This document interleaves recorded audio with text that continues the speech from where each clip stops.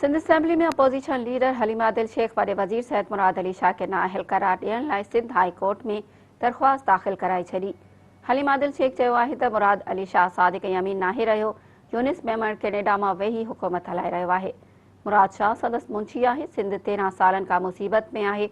माण्हू बुख वेघे मरनि पिया। मुराद शाह ख़िलाफ़ अदालत सां गॾु नेब ऐं FIA में बि वेंदासीं।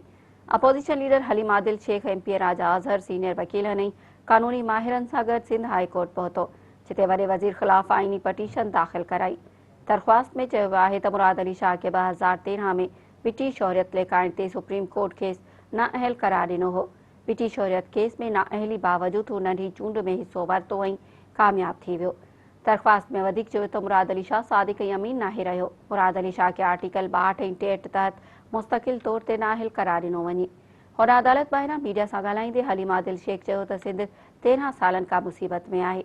सिंध में 1400 अरब जी करप्शन कई वई। करप्शन सबबि माण्हुनि खे कुता ॾाढे रहिया आहिनि, पर वैक्सीन नथी मिले। सूबे अंदरि माण्हू बुख वेघे मरनि पिया। बिलावल भुट्टो चए थो कराची सां ज़्यादती थी रही आहे। असां चऊं था त सॼी सिंध सां ज़्यादती थी रही आहे। हलीम आदिल शेख चयो त 3 ॾींहं अॻु सिंध में जमहूरियत जो क़त्ल कयो वियो। सिंध में सिविलियन डिक्टेटरशिप आहे। सिंध असेंबली में बजट पेश कई वई। मूंखे ॻाल्हि करणु न ॾिनी वई।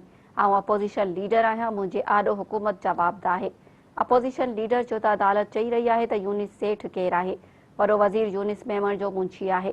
यूनिस सेठ कैनेडा में वेही सिंध हुकूमत खे हलाए रहियो आहे। हुन वधीक चयो त असांखे अदालत मां इंसाफ़ जी उमेद आहे। सिंध में करप्शन ख़िलाफ़ नेब ऐं FIA में वेंदासीं।